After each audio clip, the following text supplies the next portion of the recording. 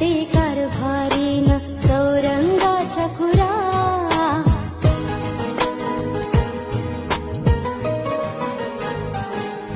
नाव गणाचं गोंदायचं आणि सुखानं नांदायचं.